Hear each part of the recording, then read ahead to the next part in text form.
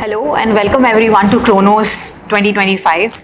I'm your host Tripti Banka, a PGDM GM student of batch of 2026, and I come with over 3 years of experience across venture capital investments and portfolio management. I'm really excited to be joined by Mr. Roydon Gonsalvez, who's currently the head of talent management and development for APAC at Northern Trust.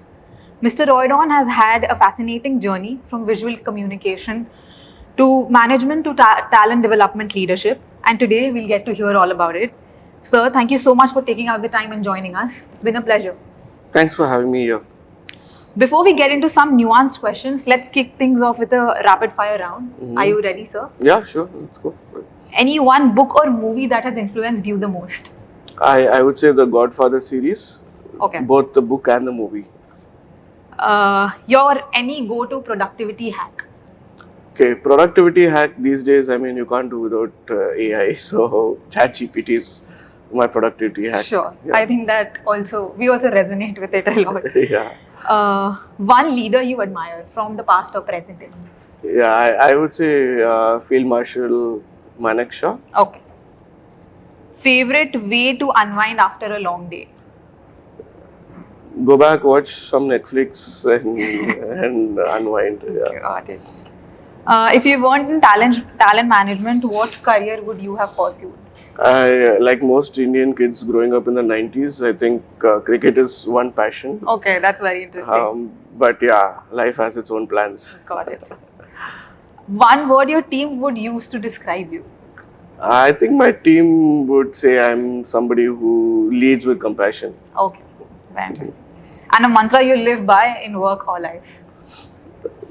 Just get the work done. Just get it done. Okay. Thank you so much for your candid answers, sir. This has set the tone for the conversation ahead. Now let's dive in and begin from the beginning. So I'd love to know about your early education. So right from your childhood days, how did your schooling pan out, and then how did it go to visual communication? That's one very eccentric route to take, right? So I think what first sparked your interest, and how did it overall pan out for you? Yes. So I grew up in Chennai, and in Chennai, when you're growing up, you have just two options: either medical or engineering. Right. So anything other than that is frowned upon. Right. So when I did my schooling, I finished my 10th. Then I got into the science stream, and that was pretty typical. I mean, if you got a 65% plus in your 10th, the most natural and obvious thing to do was to get into the science stream. Okay, and I did that. And then while I was doing my 11th and 12th, I realized that science was probably not my cup of tea. But I had a hard time kind of helping others understand that. So finally I went to my parents and said, here are the two choices I have. At the back of my mind was to pursue cricket as well. So I went to them and I said, I either get into defense and strategic studies and then apply for the NDA, or I get into the arts. Oh. Right. So I had applied for BTech in architectural design. Sure. BArch it is called. Sure. So my choice was either to get into BArch or defense studies or something else in the arts streams. And visual communication happened by accident. I didn't even know that there was a course like that. Loyola College in Chennai had it for quite some time. I didn't know about it. But then at MCC, luckily that's Madras Christian College, it was the first year that the course was getting launched, and I didn't have the cut-off marks to get into either Loyola or MCC as part of a regular stream. And luckily, because it was the first year they were launching Viscom, they had an open interview. Oh. And thankfully, because of that, I got a seat on merit and I got through MCC. And because I got through at MCC, I left my BArch dreams aside and just went along with visual communication. Oh, that's actually really interesting. So, just adding a little bit to it, I too come from a science background, totally did it, by peer pressure, took PCM in 11th and 12th, and then I pursued a BBA from NMIMS. But yeah, I think that's very interesting. So later you decided to pursue an MBA, right? So what motivated that move, and how did it shape the way you think about management and leadership now? Yeah. See, I think even that was an accident. So the story is that I was going to pursue my master's in visual communication at Loyola. Thankfully, the masters in visual communication, the competition is not that high as the bachelor's. So I'd almost secured a seat. I was almost sure I was going to join there. And then Google came on campus. Right. And they were doing they were doing an on-campus recruitment drive. I never expected to even get through the first round of the screening and the interviews. By luck, that happened. And then I got through the second and then the third, and then suddenly I started feeling, oh, maybe I should get into the workforce. Right.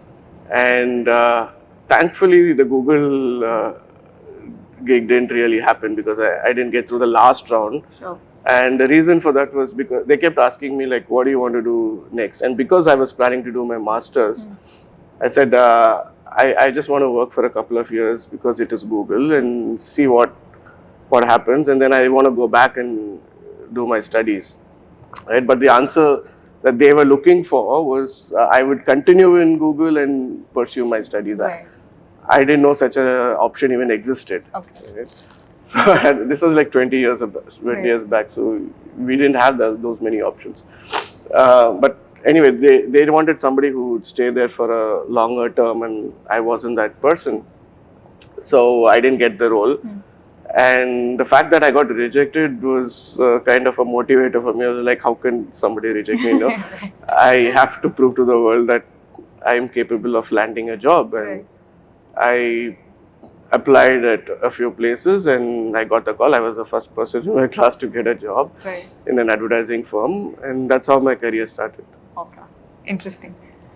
So I think let's move on to your professional stints. So on your first professional stint, what was the role like and what was your biggest takeaway from that experience? Because I think even I'm a firm believer of the fact that first professional stints really shape you, right? They actually make you the managers that you want to be of tomorrow. So I think that would help our listeners. Yes, so my first role was baptism by fire. It was in an advertising firm.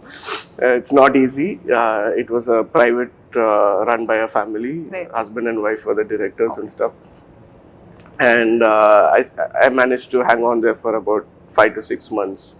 But even in those 6 months, I changed a couple of roles. Right. Luckily, they were all trainee roles. So I did visualization for a good 3 to 4 months. And then I also did client servicing for a couple of months.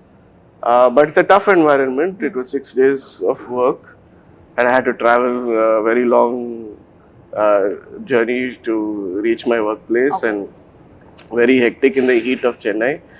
And I somehow wasn't very comfortable working there for a very long time. I mean, I knew it was going to be for a short stint, but I learned quite a bit.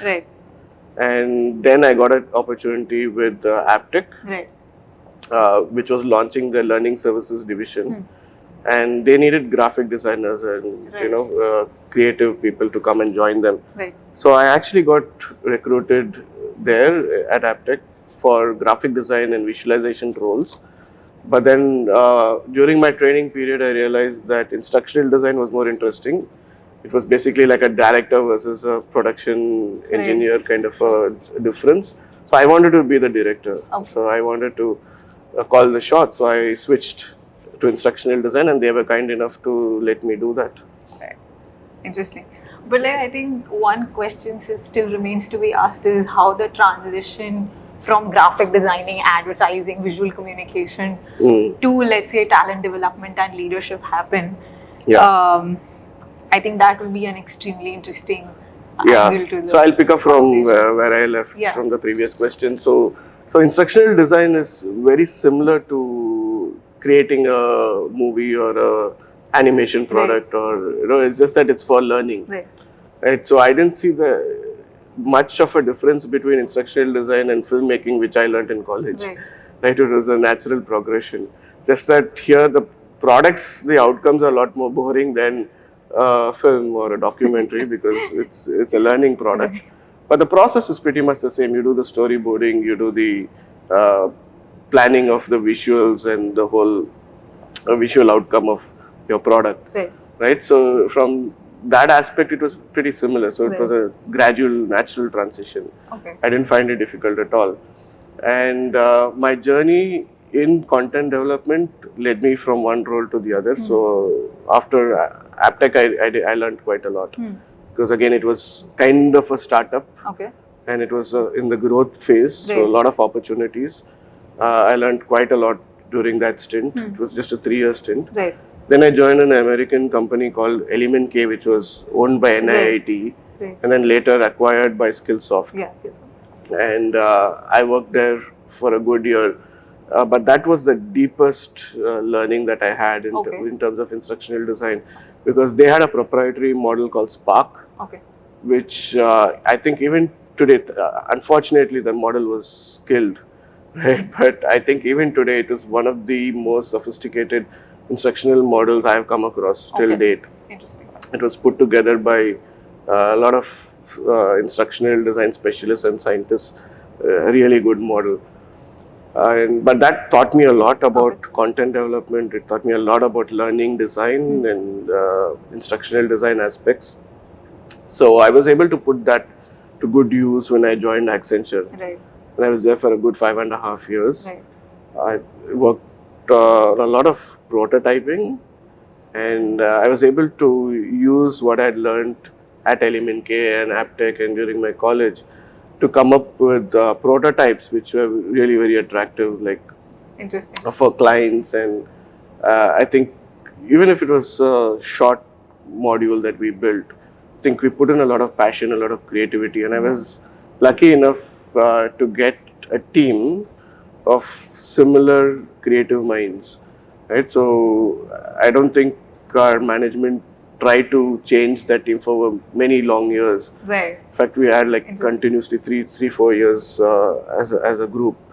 The reason for that was because the outcome that this group would create was always a hit with any clients or customers. Like I recall that at one point in time, we would have these showcases for client visits.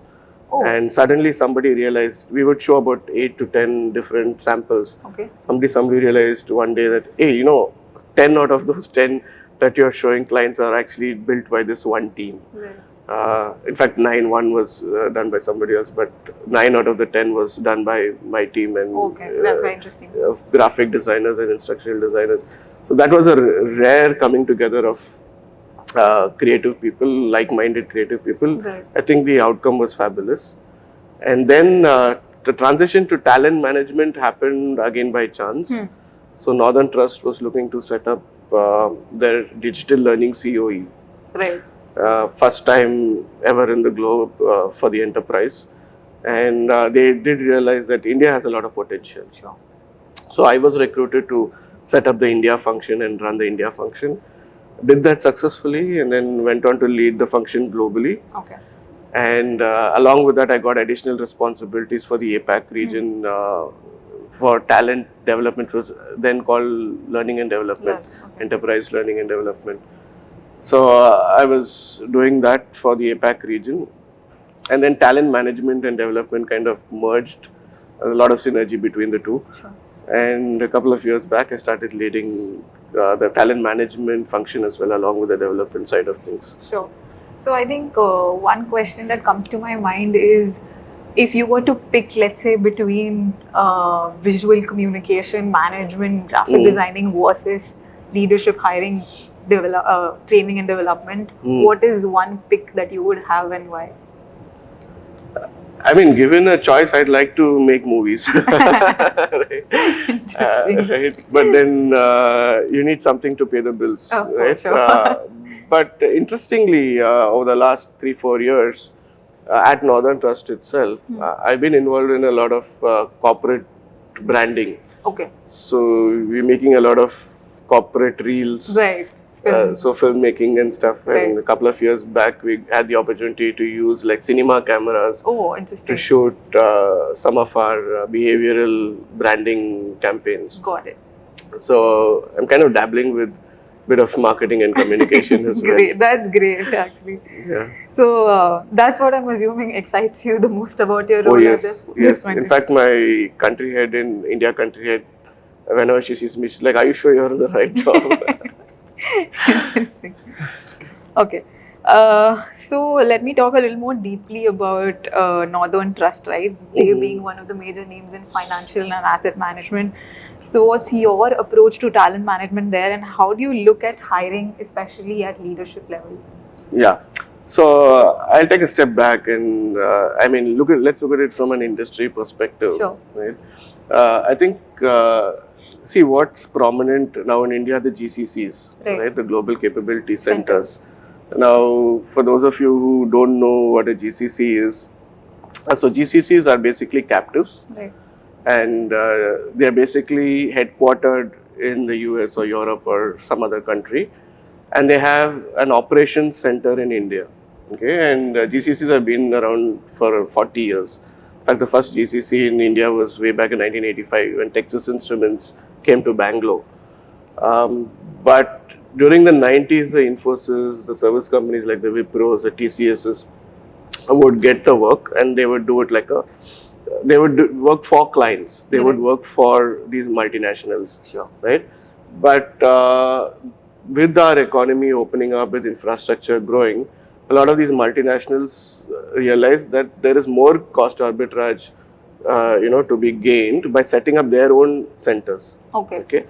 So these GCCs have come to India, and that segment is what is now growing exponentially. Right. Okay.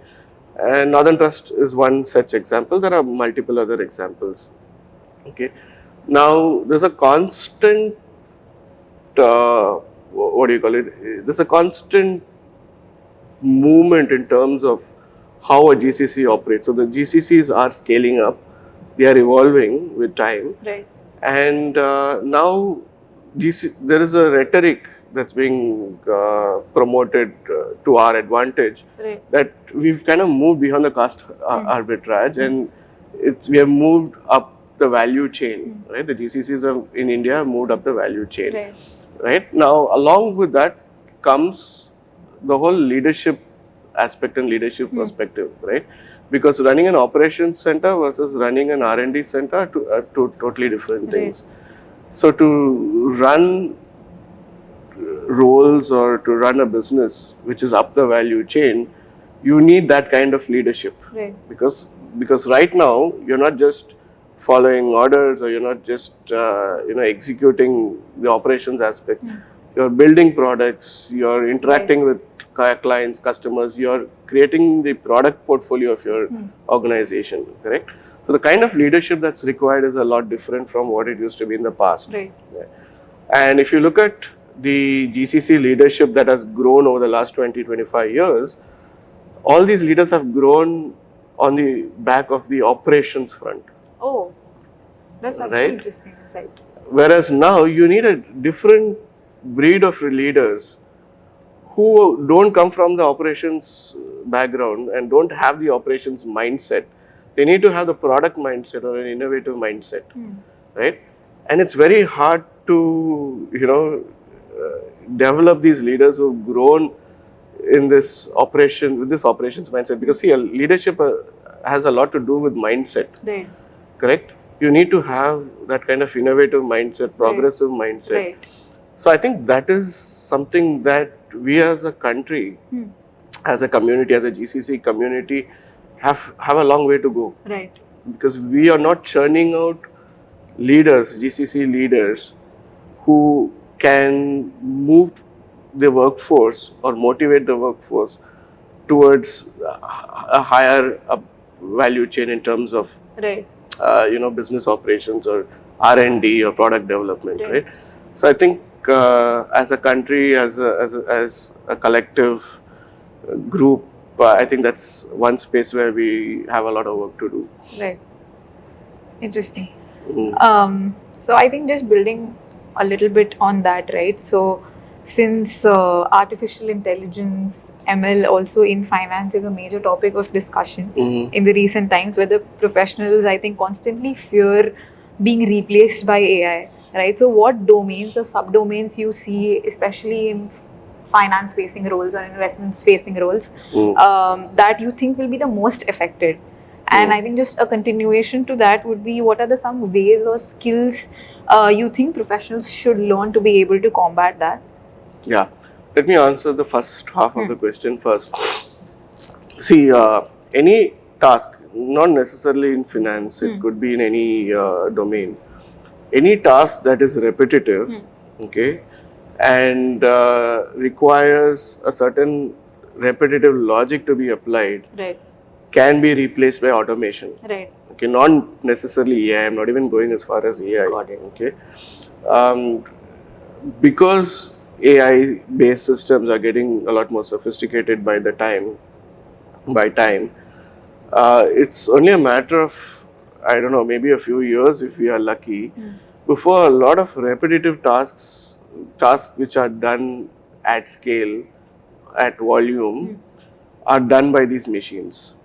Okay, you will still need human intervention at some levels, like in terms of deciding the workflow, deciding the algorithm, using these AI agents to kind of, perform these tasks, these routine tasks. Because see, these agents can do routine tasks a lot more effectively and efficiently than human beings, right? Because the error rate is almost near zero. It's either 0 or 100, because if there's a problem with the algorithm, then everything is wrong, right? Or you get everything right. So there will be a balance between human intervention and automation. I think it's basically, what is that magic number, right? Like, how many human beings would you need?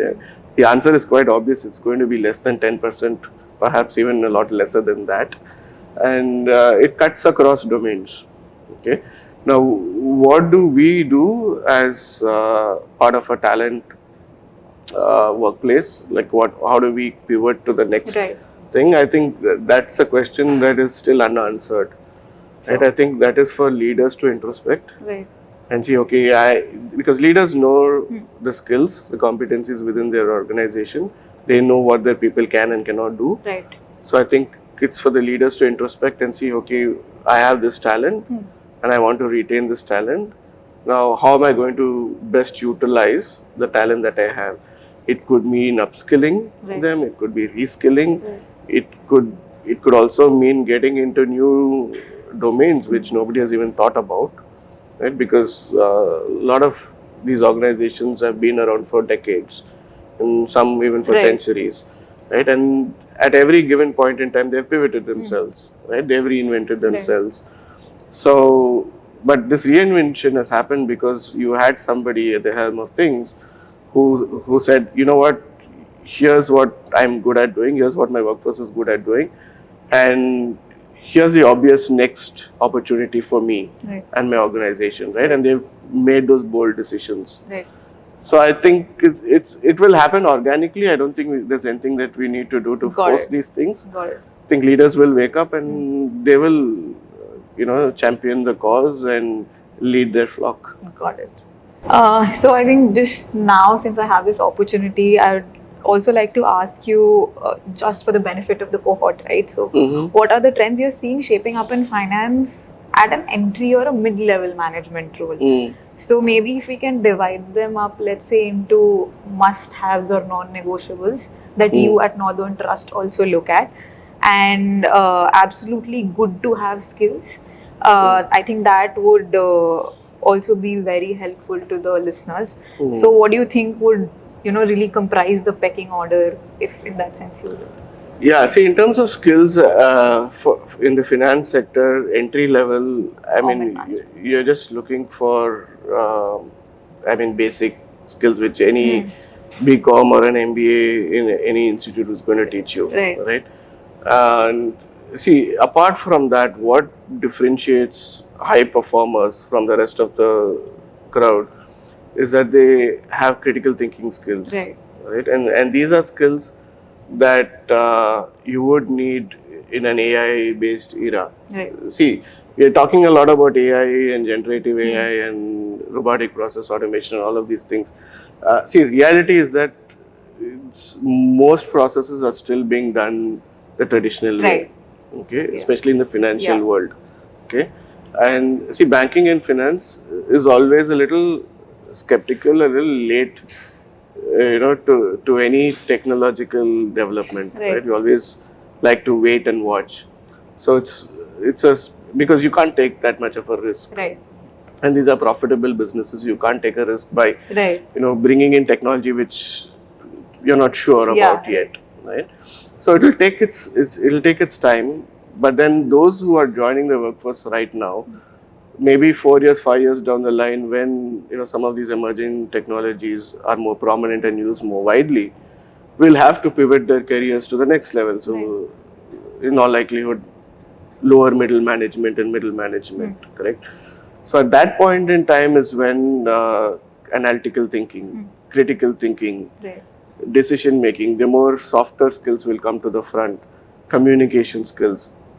See, a lot of people are good at their domain knowledge, right? Because you finish your college, you come in, you're trained in the workforce in whatever process you're part of, correct? And so your domain knowledge kind of grows with you because you keep doing it day in, day out, and there's a lot of practice that goes with it, right? But you don't get much of an opportunity to practice your critical thinking skills, right? Or your analytical thinking skills, unless you're like a gamer or you like to attend debate competitions and quizzes and stuff like that, which again I don't see too many people doing that these days, right?